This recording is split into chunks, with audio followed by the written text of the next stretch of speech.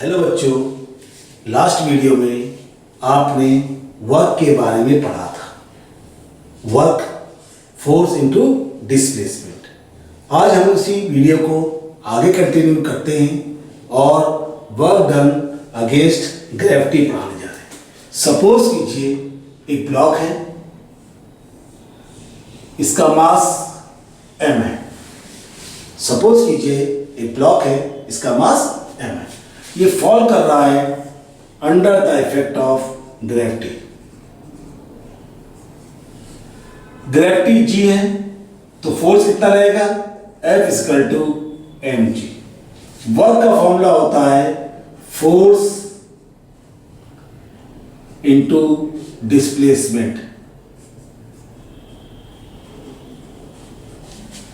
Height इसकी suppose करो बच्चों h है, ये नीचे गिर रहा है तो मतलब इसी डायरेक्शन में फोर्स लग रहा है और इसी डायरेक्शन में डिस्प्लेसमेंट हो रहा है।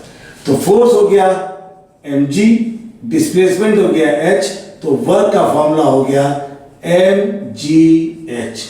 वर्क डन अगेंस्ट ग्रेविटी, अगर आपको कभी कैलकुलेट करनी हो work done against gravity mgh। बच्चों ध्यान दोगे तो वर्क का फॉर्मूला क्या था? Force into displacement. अगर कोई बॉडी सरफेस के ऊपर मूव कर रही है तो उसमें एक्सेलरेशन ड्यू टू ग्रेविटी होता है, मतलब एक्सेलरेशन एक्ट करता है F बराबर ma। लेकिन अगर बॉडी फॉल कर रही है under the effect of gravity, अगर कोई बॉडी फॉल कर रही है under the effect of gravity तो F बराबर क्या होता है? mg। A एक्सेलरेशन के लिए यूज करते हैं और G acceleration due to gravity.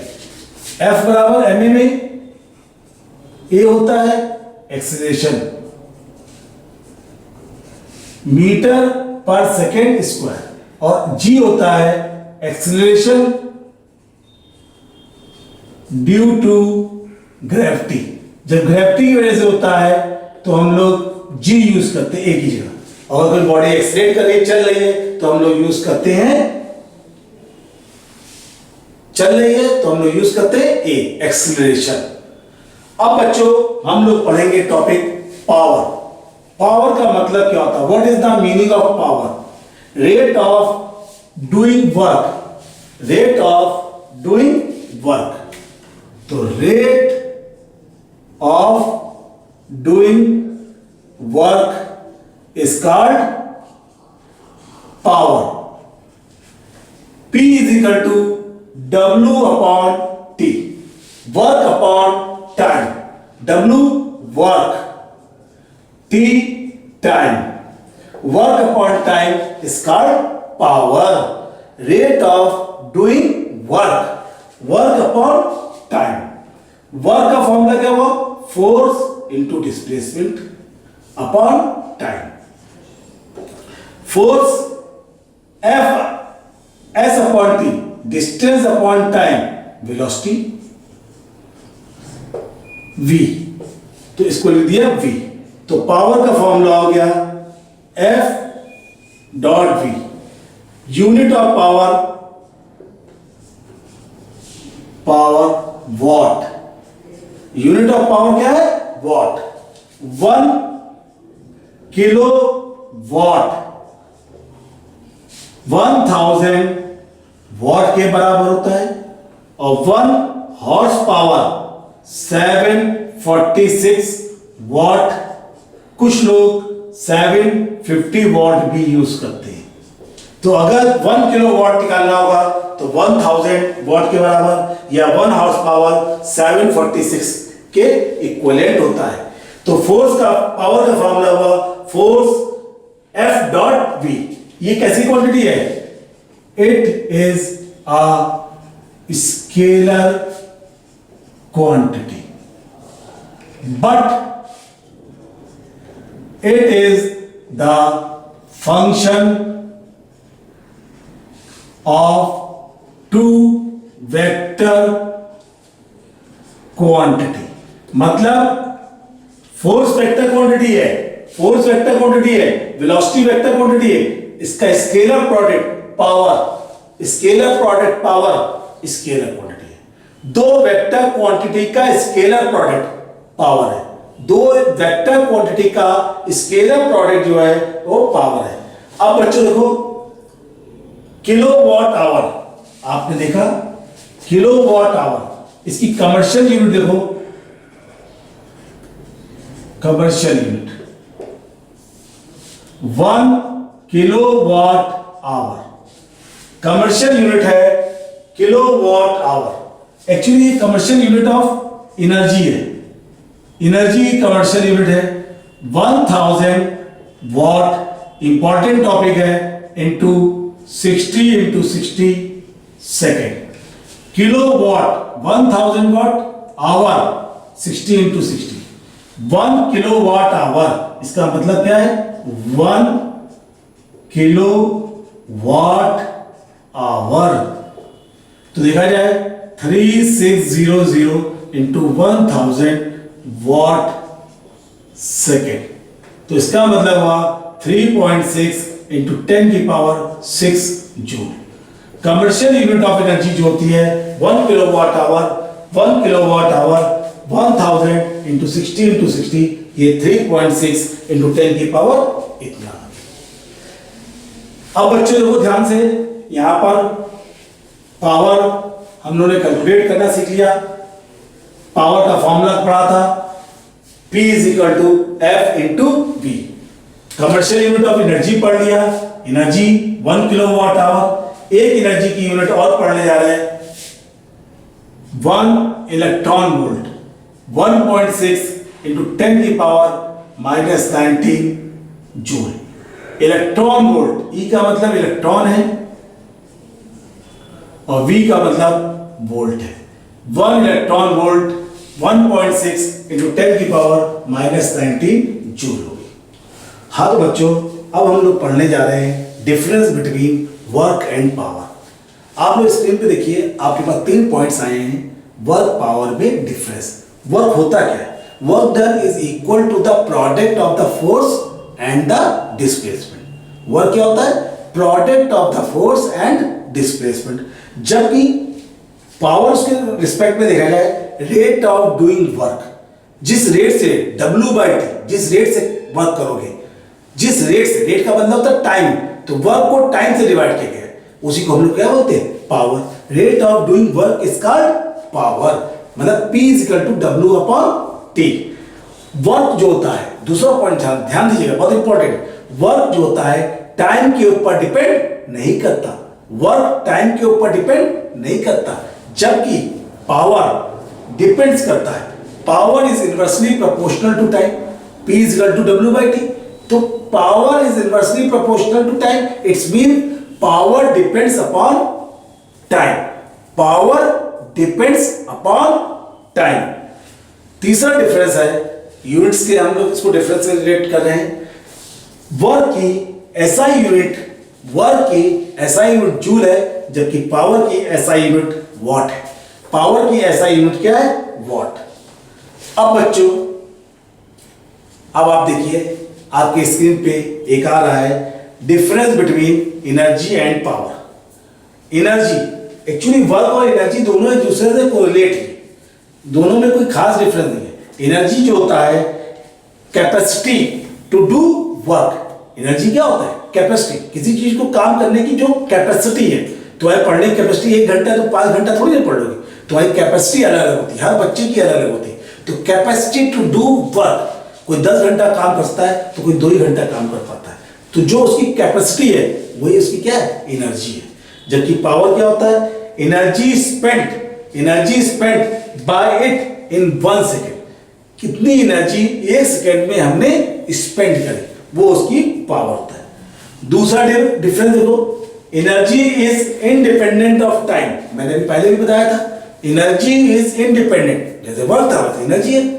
और power inversely proportional to time है, तो पावर डिपेंड्स अपॉन टाइम। और तीसरा डिफरेंस है, जैसा कि आपने यूनिट से समझा था, एनर्जी की SI यूनिट जूल है, जबकि पावर की SI यूनिट वॉट है। क्लियर बच्चों? ये डिफरेंस आप दोनों अच्छे से लर्न कर लेंगे। अब बच्चों एक सवाल मैं आपको कराने जा रहा हूं इसी वर्क पावर के ऊपर। देखिए बोर्ड के ऊपर एक सवाल है आपके स्क्रीन के ऊपर। तो इसमें आप देखिए फोर्स आपको दे रखा है, फोर्स 10 kgf। 10 kgf का मतलब हो गया 10 into 10 newton. 1 kgf equal to 10 newton formula होता है। तो 1 kgf को 10 न्यूटन कह दिया तो ये हो गया 100 न्यूटन। पहला पार्ट इसका ध्यान से देखिएगा, वर्क का formula force into displacement. In the direction है 100, डिस्प्लेसमेंट दे रखा है 0.5, तो ये आ गया 50 जूल। तो बच्चों को पहला पार्ट समझ में आया। फोर्स दे रखा था 10 kgf, kgf को 10 से मल्टीप्लाई कर दिया, न्यूटन में चेंज हो गया 100 न्यूटन। वर्क का formula force into displacement, force 100, displacement 0.5, 50 joule. अब बच्चों सेकेंड पार्ट हम करने जा रहे हैं। सेकेंड पार्ट में वर्क दे रखा था F S cos 60 degree, cos theta, theta की वैल्यू यहाँ पर 60 दे रखी थी। फोर्स आपने कैलकुलेट किया था 100, डिस्प्लेसमेंट 0.5, 60 की वैल्यू 1/2, तो ये पॉइंट 50 इंटू 1/2 मतलब 25 जूल। थर्ड पार्ट हम करने जा रहे हैं बच्चों, ध्यान दीजिएगा। अब नॉर्मल का मतलब हो गया कि बॉडी ऐसे डिस्प्लेस्ड हो रही है, फोर्स आपका ऐसे लग रहा है, एफ एंगल कितना बन रहा है 90 डिग्री। वर्क का फॉर्मूला होता है F S cos 90, cos 90 value 0, तो आंसर आ गया 0। तो ये बच्चों आपका पहला सवाल आपको समझ में आया होगा। फोर्स रखा था, डिस्प्लेसमेंट एंगल रखा था और डिफरेंट एंगल, तो हमने वर्क का फॉर्मूला लगाया एफ एस कॉस थीटा। जब पैरेलल था तो 0 डिग्री था, लगाया नहीं, और जब कोई एंगल गिवन था तो हमने रखा दिया। अब बच्चों इस सवाल में आप देखो ए और बी 2 पर्सन है, दोनों को स्टेयर्स पे चढ़ना है। तो बच्चों ऐसे आप स्टेयर्स हो गए, आपको चढ़ना है। ए को सेम बी को, तो इसका मतलब वर्क का फॉर्मूला ए के लिए कितना है mgh और बी के लिए भी कितना होगा mgh। तो work A equal to B, दोनों के लिए वर्क सेम है। अगर दोनों पर्सन सेम मास के हैं और हाइट दोनों को सेम चढ़नी है तो वर्क का जो रेशियो होगा WA/WB 1:1। सेकेंड पार्ट में बच्चों आपसे कहा गया है पावर निकालनी है, तो ए का पावर कितनी होगी वर्क डन बाय ए upon time. Work done bye ए अपॉन टाइम 20 सेकेंड था, ए को टाइम लगा था 20 सेकेंड। सिमिलरली बी के लिए पावर निकालेंगे work done by B upon 15 second. P A upon P B दोनों का रेशियो कर लेंगे WA upon 20:WB upon 15। PA upon PB is equal to WA upon 20:15 upon WB। WA upon WB की value है 1, 3/4 WA equal to WB given था, तो 3/4 PA upon PB की value. समझ में आ गया बच्चों। वर्क जो होता है वो टाइम के ऊपर डिपेंड नहीं करता। मास सेम, फोर्स मतलब सेम लगा रहे थे, हाइट सेम थी, तो रेशियो 1:1। लेकिन पावर टाइम के ऊपर डिपेंड करता है, और टाइम ए के लिए 15 था और बी के लिए क्या था 20, तो रेशियो में टाइम आ गया, टाइम का जो रेशियो आया वही पावर का रेशियो। अब बच्चों ये एक अदर प्रॉब्लम आपकी स्क्रीन पे आया है। इस प्रॉब्लम में आप देखिए एक एनर्जी दे रखी है आपको 6.4 जूल और बॉडी कितना डिस्प्लेस्ड हो रही है 64 मीटर। पहले पार्ट में आपसे कैलकुलेट करने को कहा गया है वर्क डन कितना होगा। वर्क निकालने के लिए फॉर्मूला क्या होता है force into displacement. Work is a form of energy, work किसका फॉर्म है एनर्जी का, तो force into displacement. Work is a form of energy, तो वर्क हो गया इतना 6.4 किलो। किलो को हम लोग 10 की पावर 3 से मल्टीप्लाई कर देंगे, जूल में कन्वर्ट हो गया। Kilo 1 kilo joule, 1 kilo joule 1000 joule के इक्विवेलेंट होता है। किसके बराबर होता है? 1000 जूल के इक्विवेलेंट होता है। मैंने पहले भी पढ़ाया आपको ये बात। तो एनर्जी 6.4 किलो जूल थी, 10 की पावर 3 से मल्टीप्लाई किया, जूल में कन्वर्ट हो गई। फोर्स आपको कैलकुलेट करना है, डिस्प्लेसमेंट हो रहा है 64, तो फोर्स का फॉर्मूला आ गया 6.4 इंटू 10 की पावर 3 अपॉन 64। ये कटा 0.1, ये कट गया 0.1 इंटू 1000 न्यूटन, मतलब 100 न्यूटन पहला पार्ट आ गया। सेकेंड पार्ट में आपको पावर कैलकुलेट करना है। Power equal to work upon time. Work आपको दे रखा था, गिवन था 6.4 इंटू 10 की पावर 3 जूल, और टाइम था 2.5 सेकेंड, तो जूल पर सेकेंड। अब आपका इसको सॉल्व करेंगे तो ये पॉइंट हट गया, ये हट गया। 64 इंटू 1000 अपॉन 25, ये वॉट आ गया। इसको काट दिया, 25 बन जा 24 जीरो, तो ये आ गया 2560 वॉट।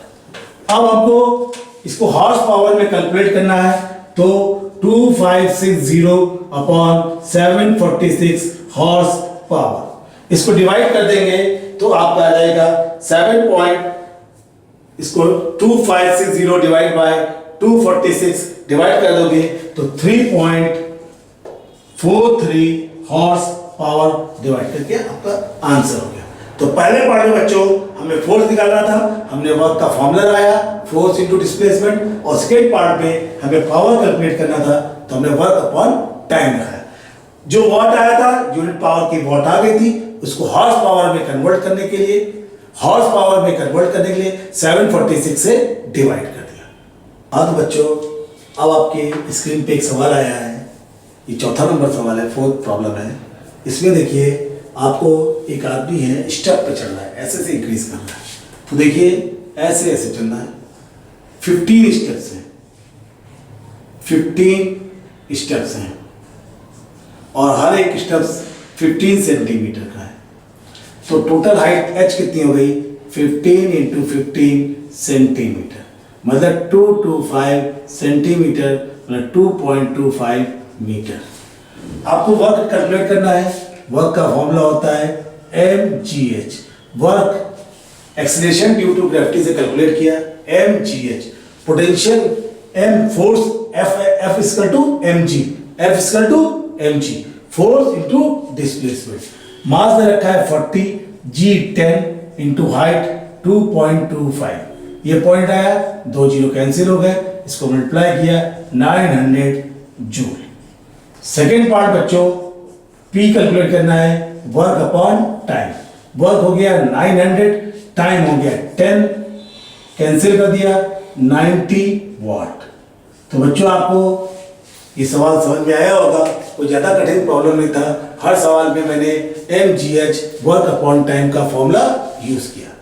तो बच्चों अगर आपको ये वीडियो अच्छा लगा हो तो प्लीज़ सब्सक्राइब कीजिए, और कोई प्रॉब्लम हो तो कमेंट करिए या मेल करिए, मैं आपकी प्रॉब्लम का सलूशन करके आपको समझाऊंगा। थैंक यू बच्चों।